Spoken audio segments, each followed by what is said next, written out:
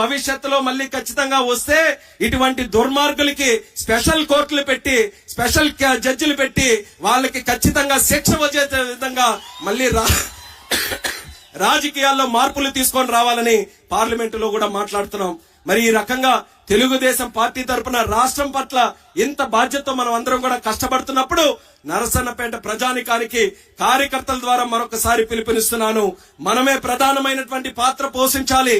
వచ్చేటటువంటి ఎన్నికల్లో మీరందరూ కూడా ధైర్యంగా ముందుండి నిలబడి మీరందరూ కూడా ఖచ్చితంగా తెలుగుదేశం పార్టీ గెలుపు కోసం అందరూ కూడా కలిసికట్టుగా కృషి చేయాలని కూడా ఈ సందర్భంగా తెలియజేస్తున్నాను. ఒక్క మాట కార్యకర్తలు అందరిలో కూడా ఒక ఆలోచన ఉంది కాబట్టి చెప్తున్నాను. ఈ లోకేష్ అన్న గారి సమక్షంలోనే కార్యకర్తకి నాయకుడికి ఎప్పుడు అన్యాయం జరగదు, అది తెలుగుదేశం పార్టీలోనే జరగదు అనేది మీ అందరికీ కూడా తెలియజేస్తున్నాను. లోకేష్ అన్న గారు అన్ని కూడా పరిశీలిస్తున్నారు. ఎవరు ఏ రకంగా పనిచేస్తున్నారు, కార్యకర్తలు కూడా ఏ రకంగా పనిచేస్తున్నారు.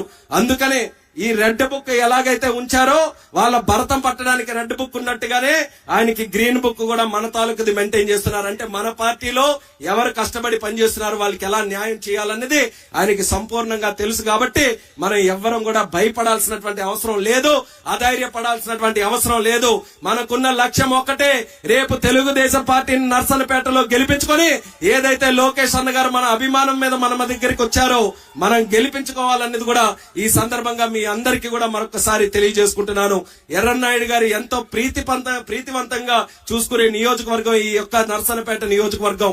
ఒక సందర్భంలో ఆయనే ఒక చిన్న పిల్లాడిలాగా ఆయన చేతుల్లో పెడితే ఆయనే దగ్గరుండి పెంచి పోషించినట్టుగా ఇక్కడ ఉన్నటువంటి కార్యకర్తలకు అండదండలు అందించి ఈ నరసన్నపేట తాలూకా నియోజకవర్గం తాలూకు ప్రాముఖ్యత పెంచింది స్వర్గీయ కింజరాపు ఎర్రన్నాయుడు గారు అనేది కూడా గుర్తు చేస్తున్నాను.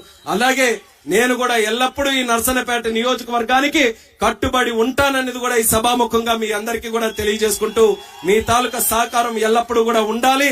మీరందరూ కూడా ఏ ఉత్సాహంతోనైతే ఈ రోజు ఈ కార్యక్రమానికి వచ్చారు, భవిష్యత్తులో కూడా ఇదే ఉత్సాహంతో మీరందరూ కూడా పనిచేసి మన నాయకులు ఒక పక్కన చంద్రబాబు నాయుడు గారు, మరొక పక్కన పవన్ కళ్యాణ్ గారు, అంత పెద్ద నాయకులు ఒక్కొక్కరికి ఒక్కొక్క ఆలోచనలు ఉన్నాయి.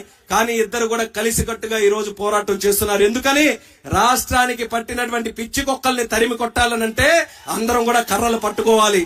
అందుకనే ఇద్దరు కూడా కలిసికట్టుగా ముందుకు నడుస్తున్నారు. మనమే గాని ఈ రోజు మన మధ్యలో మనం కొట్టుకుంటే, మనమే ఈ రోజు విభేదాలు సృష్టించుకుంటే అసలు పనిచేయడానికి రాష్ట్రమే లేకుండా అయిపోతుంది. ముందు మనం రాష్ట్రాన్ని కాపాడుకోవాలి, రాష్ట్రాన్ని మళ్ళీ చక్కదిద్దాలని వాళ్ళిద్దరు నాయకులు కూడా ఒక మంచి నిర్ణయం తీసుకొని ముందుకొచ్చారు. మరి ఆ నిర్ణయాన్ని మనం గౌరవించాలి. మనం కూడా స్థానికంగా ఉన్నటువంటి కార్యకర్తలు ఎవరైతే ఉన్నామో అందరం కూడా కలిసికట్టుగా పనిచేసి మళ్ళీ రాబోతున్నటువంటి ఎన్నికల్లో నరసన్నపేట తాలూకా సత్తాని మనం అందరం కూడా చాటి చెప్పాలని మళ్ళీ ఈ సందర్భంగా తెలియజేసుకుంటూ ఆ రోజు జరిగినటువంటి కార్యక్రమాలు యథావిధిగా ఉన్నాయి. మరి అప్పుడు నరసన్నపేటకి రమణమూర్తి గారు చాలా చక్కగా ఆయనకి చంద్రబాబు నాయుడు గారితో ఉన్న అనుబంధంతో అన్ని కార్యక్రమాలు ఆయన దగ్గర చెప్పి చాలా కార్యక్రమాలు చేయగలిగారు. మరి అదే విధంగా భవిష్యత్తులో కూడా కొనసాగించడానికి లోకేష్ అన్న గారి సహకారం మన నియోజకవర్గంలో ఎల్లప్పుడూ కూడా ఉండాలని మళ్ళీ ఈ సందర్భంగా తెలియజేసుకుంటూ ఈ వేదిక ద్వారా మరొక్కసారి మా కార్యకర్త సోదర సోదరీమణులందరికీ కూడా నా హృదయపూర్వకమైనటువంటి అభినందనలు తెలియజేసుకుంటున్నాను. ఇంత చక్కనైన విధంగా మీరందరూ కూడా ఈ కార్యక్రమానికి విచ్చేసి లోకేష్ అన్న గారికి ఆశీర్వదించడానికి, మన పార్టీ కోసం కష్టపడడానికి మీరందరూ కూడా చూపిస్తున్నటువంటి ఉత్సాహమే ఈ రోజు శంఖారావంగా మారబోతుందనేది మళ్ళీ మీ అందరికీ కూడా తెలియజేసుకుంటూ మీ దగ్గర సెలవు తీసుకుంటున్నాను. జై హింద్, జై జన్మభూమి, జై తెలుగుదేశం, జోహార్ ఎన్టీఆర్, జోహార్ ఎర్రన్నాయుడు గారు, లోకేష్ అన్న గారి నాయకత్వం, లోకేష్ అన్న గారి నాయకత్వం, లోకేష్ అన్న గారి నాయకత్వం.